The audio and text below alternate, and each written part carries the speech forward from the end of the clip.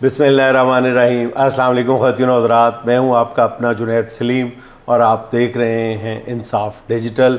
नाज़रीन, आज बात शुरू करते हैं सुप्रीम कोर्ट की कार्रवाई से, जिसमें आज दूसरे रोज़ भी मखसूस नशिस्तों वाले केस की समाअत जारी रही और बड़ा आज मारा मारी का दिन था, गर्मा गर्मी का दिन था। बहुत मज़ेदार समाअत थी, सुनने के लायक थी, देखने के लायक थी, क्योंकि कल की समाअत के दौरान सुन्नी इत्तेहाद कौंसिल के वकील फैसल सदीकी और कंवल शोज़ब के वकील जो हैं बैरिस्टर सलमान अकरम साहब, उनको जजेस की तरफ से बहुत सख्त सवालात का सामना करना पड़ा और यूँ महसूस हो रहा था कि जैसे मखसूस नशिस्तों वाला मामला जो है उस पर तहरीक इंसाफ को बहुत टफ़ टाइम मिल रहा है। और कल की समाअत के आखिर में जजेस ने हुक्म दिया था कि अगली समाअत पर उन्हें यह बताया जाए कि सुन्नी इत्तेहाद कौंसिल के सरबराह साहबजादा हामिद रज़ा साहब ने आज़ाद हैसियत में इलेक्शन लड़ा था या अपनी जमात यानी सुन्नी इत्तेहाद कौंसिल के टिकट पे इलेक्शन लड़ा था।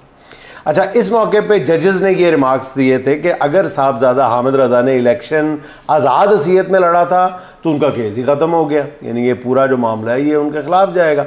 आज जब समाअत शुरू हुई है तो वकील फैसल सदीकी साहब ने अदालत में रिकॉर्ड पेश कर दिया और वहाँ से फिर सूरत हाल बहुत ही दिलचस्प मोड़ में दाखिल हो गई और अजीबोगरीब ही फिर पांसा पलट गया। आज जब समाअत शुरू हुई है तो फिर उन्होंने साहबजादा हामिद रज़ा साहब ने अपने कागजात नामजदगी में पता चला कि ख़ुद को सुन्नी इत्तेहाद कौंसिल का उम्मीदवार बाकायदा ज़ाहिर किया था। ये बहुत बड़ी डेवलपमेंट थी। कल तक ये अदालत में ये बात वाज़ेह नहीं थी कि साहबजादा हामिद रज़ा साहब ने किस जमात के नॉमिनेशन पेपर पे फ़ाइल किए हैं, लेकिन अच्छा वो उन्होंने सुन्नी इत्तेहाद कौंसिल का उम्मीदवार ख़ुद को ज़ाहिर किया था, लेकिन इलेक्शन कमीशन ने उन्हें सुन्नी इत्तेहाद कौंसिल का इंतखाबी निशान घोड़ा देने से इनकार कर दिया था और उन्हें फिर बअमर मजबूरी आज़ाद उम्मीदवार करार दे दिया गया। अदालत में इस बात के इंकशाफ पे फिर सूरत हाल यकसर बदल गई और फिर रंग भी कई उड़ते नज़र आए अदालत में। इस मौके पे जस्टिस अतर मनीला साहब ने रिमार्क्स दिए कि भाई इससे तो साबित हो गया कि कौमी असम्बली में सुन्नी इत्तेहाद कौंसिल की ये पहली नशिस्त थी, यानी इससे सुन्नी इत्तेहाद कौंसिल का जो पार्लिमानी जमात होना है वो साबित हो गया। और फिर आज की समाअत के दौरान जस्टिस काजी फाइज़ साहब बड़े मतलब जुज़बुज़ नज़र आए, परेशान नज़र आए, कल की तरह तज़ादात का शिकार भी नज़र आए और सुन्नी इत्तेहाद कौंसिल की तरफ से जमा कराई गई जो ताज़ा दस्तावेज़ात थी उन्होंने चीफ जस्टिस के इस मौक़िफ़ को बिल्कुल उड़ा के रख दिया, लीरो लीर करके रख दिया कि सुन्नी इत्तेहाद कौंसिल ने तो इलेक्शन लड़ा ही नहीं था, इन्हें मखसूस नशिस्तें मिल ही नहीं सकती। तो आज जो सूरत हाल सामने आई है वो बिल्कुल ही और थी। अच्छा, दूसरी तरफ चीफ जस्टिस साहब वो कहते रहे कि आज़ाद अरकान तहरीक इंसाफ में शामिल हो जाते, मगर इलेक्शन तो तहरीक इंसाफ में उन्हें भी नहीं लड़ा था। तो तहरीक इंसाफ से ख़ुद काजी साहब ने बल्ले का निशान छीन लिया और इलेक्शन कमीशन ने उन्हें फिर उन्हें कहा था कि आप इलेक्शन नहीं लड़ सकते। मतलब काजी साहब हर बात पे आज कल की तरह तज़ादात का शिकार नज़र आ रहे थे, उनसे कोई बात जो थी वो बन नहीं पा रही थी। और आज मज़ीद डेवलपमेंट उनके रवैये के हवाले से ये थी कि वो अपने साथी जजेस के साथ कल से ज़्यादा आज मज़ीद उलझते हुए नज़र आए और पूरी समाअत के दौरान बल्ले के निशान वाला जो मामला था वो काजी साहब की एक तरह से वो काजी फाइज़ साहब की वो छेड़ बना रहा। मतलब जैसे कोई महल्ले में किसी बुज़ुर्ग के पीछे बच्चे पड़ जाते हैं, इसी तरह बाज़ मतलब काजी साहब के बारे में ये तासुर है कि काजी साहब चिढ़ने लग गए हैं अब इस बात से। तो जस्टिस अतर मनीला ने जब ये कहा कि आज भी कि बल्ले के निशान वाले फ़ैसले की गलत तशरीह की वजह से तमाम बिगाड़ शुरू हुआ है, उन्होंने कहा कि इलेक्शन कमीशन की गलत तशरीह की सज़ा किसी जमात को नहीं दी जा सकती। इस बात पे फिर चीफ जस्टिस साहब बहुत बरहम हुए। उन्होंने फिर वकील मखदूम अली ख़ान से मुखातिब होकर कहा कि यहाँ लोग डिक्टेटर के सामने हक बात कहने से डरते हैं। तो चीफ जस्टिस ने फिर उनसे कहा कि मखदूम अली ख़ान साहब से कहा कि आप भी डिक्टेटर के दौर में अटार्नी जनरल रहे हैं, जबकि मैंने परवेज़ मुशर्रफ के दौर में PCO जजेस के सामने पेश होने की बजाय वकालत छोड़ दी थी। जबकि कुछ लोग, अब उनका इशारा जस्टिस अतर मिनल्ला साहब की तरफ था, जब वो ये कह रहे थे कि मैंने तो परवेज़ मुशर्रफ के दौर में पीसीओ जजेस के सामने पेश होने की बजाय वकालत छोड़ दी थी, जबकि कुछ लोग डिक्टेटर के दौर में मामूली वज़ीर बन गए थे। ये जस्टिस अतर मिनल्ला की तरफ इशारा था, जो परवेज़ मुशर्रफ साहब के दौर में कुछ अरसे के लिए केपी में सूबाई वज़ीर रहे थे। अच्छा, बल्ले का निशान वापस लेने के फ़ैसले के बार बार जिक्र पे ना बस फिर बिल आखिर चीफ जस्टिस साहब की बस हो गई और वो जिच हो गए।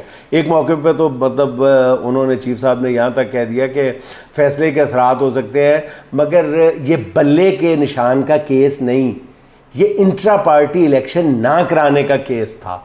अब उन्होंने एक नया टर्न लिया कि जी बल्ले का निशान मामला नहीं था बल्कि इंट्रा पार्टी इलेक्शन था। भाई कान को इधर से पकड़े इधर से पकड़े, बात तो वही है। इसके बावजूद जब दूसरे जज हजरात जो है वो बल्ले के निशान वाले केस का जिक्र करते रहे तो चीफ जस्टिस साहब जो है वो इस कदर बरम हो गए कि उन्होंने कहा कि अब कोई बल्ले के निशान वाले केस का जिक्र ना करे, क्योंकि इस केस में नजरसानी की अपील जो है वो ज़ेर-ए-इल्तवा है। हालांकि कल तक वो इस बात से बेखबर थे कि इस हवाले से कोई नजरसानी की अपील जो है वो ज़ेर-ए-इल्तवा है, और उन्होंने कहा जी मुतल्लिका जज के अलावा कोई इस पर बात नहीं कर सकता। हालांकि खुद चीफ जस्टिस इस मामले पर बरतानवी हाई कमीशन को ख़त भी लिख चुके हैं।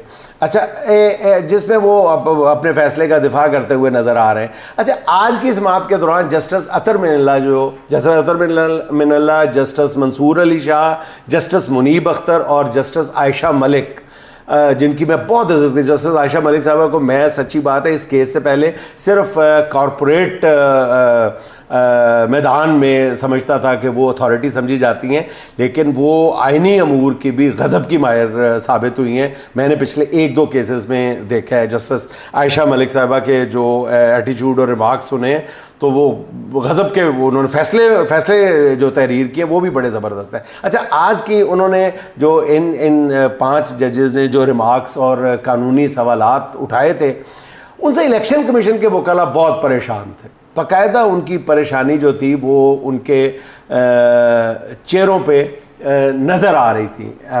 उनसे मतलब सवालों के जवाब दिए नहीं जा रहे थे। बिल्कुल ऐसी वही हालत हुई थी जिस तरह मतलब शौहर की हालत होती है ना, जब उसका मोबाइल बीवी के हाथ लग जाता है तो बीवी सवाल करने शुरू कर देती है तो शौहर से किसी सवाल का जवाब नहीं दिया जाता।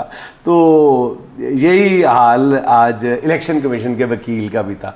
मतलब और अच्छा दिलचस्प बात ये थी कि जब भी इलेक्शन कमीशन के वकील किसी कानूनी नुक्ते पे फंसते थे तो चीफ जस्टिस साहब उनको रेस्क्यू करने चले आते थे और कहते थे चले आगे बढ़े, चले आगे बढ़े, चले आगे अगली बात करें, आगे बढ़े, आगे बढ़े। तो जस्टिस आयशा मलिक साहबा ने रिमार्क्स दिए कि जिस पार्टी ने 5 नशिस्तें सिर्फ जीती हैं उसे 20 मखसूस नशिस्तें कैसे दी जा सकती हैं। इससे पहले कि वकील इस पर कोई जवाब देता, चीफ जस्टिस साहब ने कहा कि बिल्कुल दी जा सकती है, कानून में यही लिखा है। आयशा मलिक ने कहा कि फिर आप हमें मतनासब नुमाइंदगी का असूल समझा दें, और चीफ जस्टिस ने रिमार्क्स दिए कि हमें तो सिर्फ लिखा हुआ आइन देखना है बस। और फिर जैसे मंसूर अली शाह साहब ने कहा कि अवाम के बुनियादी हकूक़ का तहफ़्फ़ुज़ हम सब की ज़िम्मेदारी है, और चीफ साहब ने फिर कहा कि हम दोबारा आइन नहीं लिख सकते।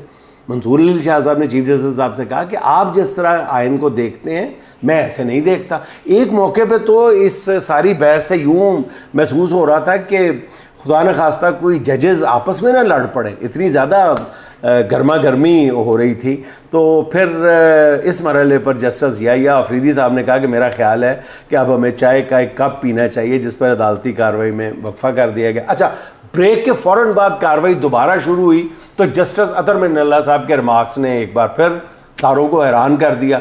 उन्होंने कहा कि मैं इंतहाई एहतराम से कह रहा हूँ कि आज आइन की पासदारी नहीं हो रही, हम आज होने वाले इंसानी हकूक़ की खिलाफ वर्जियों पर जवाब दें। हम बतौर सुप्रीम कोर्ट आंखें बंद नहीं कर सकते, मगर हमने रेत में सर दबा लिए हैं, हम सब माजी की बात करते हैं। उन्होंने बहुत आज वाज़े तौर पे जो बार बार पिछला जो है कच्चा चटा खोलने की कोशिश कर रहे थे, उनको जस्टिस अतर मिनल्ला ने खासा सख्त जवाब दिया है कि आज की बात की जाए। अच्छा, जब इलेक्शन कमीशन के वकील जो है सिकंदर बशीर रहमान साहब पेश हुए तो उनके पास भी जजेस के किसी सवाल का उनके पास जवाब नहीं था, और हर सवाल के जवाब में वो ये कहते रहे कि जी मैं बाद में इसका जवाब दूंगा। मतलब जजेस के जो ताबड़तोड़ सवाल थे वो जब उनसे कोई बात भी नहीं बन पाई ना, तो फिर उन्होंने कहा, चीफ जस्टिस साहब से कहा, माय लॉर्ड आप अपनी अदालत को कंडक्ट करें। इसके बाद फिर वकील सिकंदर बशीर अहमद ने जजेस से उन्होंने बाकायदा बदतमीज़ी के लहजे में बात करने पे वो उतर आए थे। जब जस्टिस अतर मिन्नल्ला ने उनसे सवाल किया कि आपको पता है ना कि लोगों से ज़बरदस्ती प्रेस कॉन्फ्रेंसेस करवाई गई हैं, इस पे हैरत अंगेज़ तौर पे सिकंदर बशीर अहमद ने कहा कि नहीं जी मैंने तो ऐसी कोई प्रेस कॉन्फ्रेंस नहीं देखी। ये बड़ा ही उनका जवाब, मतलब सारे वहाँ पे शशदर रह गए कि उन्होंने ऐसी कोई प्रेस कॉन्फ्रेंस देखी नहीं। और किसी सवाल पे वो ये कहते पाए गए कि ये सवाल मेरे मुतल्लिका नहीं है, मैं इसका जवाब क्यों दूँ। जिस पर जस्टिस आयशा मलिक साहब और जस्टिस याहिया आफरीदी ने कहा कि आपका ये तर्ज अमल ठीक नहीं है। इसके बाद फिर इलेक्शन कमीशन के वकील ने केस में वक्फे की दरख्वास्त कर दी और अदालत ने केस जो है वो 27 जून जुमेरात तक मुलतवी कर दी। आज जब इलेक्शन कमीशन के वकील जो जजेस के और वकला के सवालात के जवाब नहीं दे पा रहे थे और उनकी बेबसी जो थी वो बिल्कुल देख के मुझे वो बात याद आ गई कि एक फ़कीर बंदे से कहता है कि यार पैसे दे दो, तो बंदा कहता है टमाटर खाओ। टमाटर खाओ, फ़कीर कहता है, फिर तो कहता है कि कुछ तो दे दो, बंदा फिर कहता है टमाटर खाओ। फ़कीर कहता है चलो खाना ही खिला दो, बंदा कहता है टमाटर खाओ। तो फ़कीर कहता है, गुस्से में आगे कहता है क्या रट लगाई हुई है, टमाटर खाओ टमाटर खाओ टमाटर खाओ। तो करीब ही उस बंदे की बीवी खड़ी होती है, वो कहती है असल में मेरे शौहर तोतले हैं, वो ये नहीं कह रहे टमाटर खाओ, वो कह रहे हैं टमाटर खाओ, कमा कर खाओ। तो यही हाल आज इलेक्शन कमीशन के वकील साहब का था कि वो अपनी बात समझा नहीं पा रहे थे। तो फिर चीफ जस्टिस साहब ने कम से कम उनकी जो मुश्किल है वो ये कह के आसान कर दी कि ये कह रहे हैं कि कमा कर खाओ। अब सच्ची बात पूछें तो आज की इस बात को देखते हुए हर कानून जानने वाले को बिल्कुल वाज़े तौर पे ये लग रहा है कि ये जो मामला है मखसूस नशिस्तों वाला, ये मखसूस नशिस्तों का कम और कोई एक्सटेंशन का मामला, शायद किसी की एक्सटेंशन का मामला ज़्यादा लग रहा है।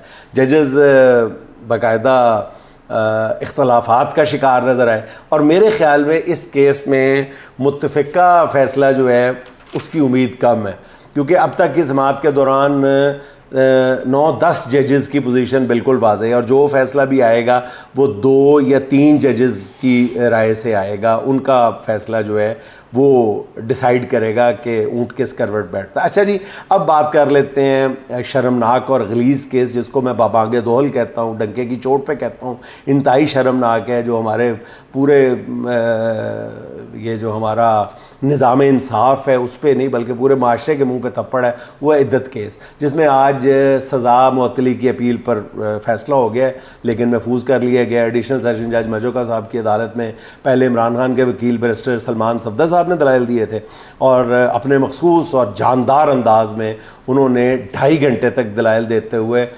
इद्दत केस को उन्होंने उड़ा के रख दिया। और बड़ी उन्होंने ज़बरदस्त बात उन्होंने बताया कि अदालत को बताया कि ख़ावर मानेका साहब के 5 बच्चे हैं और इनमें से किसी एक ने भी अपने बाप के मौक़िफ़ की हमायत नहीं की और ना ही कोई इस केस में गवाह है। इस केस का वाहिद गवाह एक सियासी पार्टी का रहनुमा ओन चौधरी है। अब ओन चौधरी के बारे में उन्होंने, ज़ाहिर अदालत थी और तो कुछ नहीं कह सकते थे, वरना ओन चौधरी साहब के बारे में कहने के लिए सारे लोगों के पास बहुत कुछ है, लेकिन खामोशी बेहतर है। अच्छा, फिर बैरिस्टर सलमान सफदर ने ट्रायल कोर्ट के दायरा इख्तियार को ही चैलेंज किया। उन्होंने कहा कि ये केस अगर बनता भी है तो इसका दायरा इख्तियार लाहौर है। उस पर सलमान सफदर ने बताया कि मतलब इस केस की फ़र्द जुर्म पर बुशरा बीबी के दस्तखत नहीं है। अदालत ने 12-12 घंटे की समाअत करके 2 रोज़ में केस का फ़ैसला सुना दिया और सिर्फ इसी चीज़ पर इसकी सज़ा जो है वो मुअत्तल हो जानी चाहिए। इसके बाद फिर ख़ावर मानेका के वकील जाहिद आसिफ ने दलाइल दिया। अच्छा, उन्होंने जाहिद आसिफ ने आते ही ना सबसे ज़्यादा जो ज़बरदस्त बात की कि वो मजबूर हो गए बैरिस्टर सलमान सफदर की तारीफ़ करने पे। और उन्होंने कहा कि जी वो कमाल के काबिल वकील हैं और हर बंदा उनकी तारीफ़ करता है। और एक मौके पे दलाइल देते हुए उन्होंने भारतीय फिल्म खुदा गवाह का गाना भी गुनगुनाना शुरू कर दिया। इस पर जज साहब भी हैरान हो गए और इस तरह के बहरहाल उनके दलाइल मुकम्मल हुए, जिसके बाद अदालत ने ये फ़ैसला महफूज कर लिया। 27 जून को 3 बजे ये इस केस का फ़ैसला सुनाया जाएगा। अब मरकज़ी अपील जो है इस केस की, वो उसका फ़ैसला जो है उसकी समाअत जो है वो 2 जुलाई को होगी। इमरान खान के लिए 27 जून का जो दिन है वो बहुत अहम है, क्योंकि उसी दिन उनकी इद्दत में निकाह की सज़ा मुअत्तल करने की दरख्वास्त पर फैसला सुनाया जाएगा।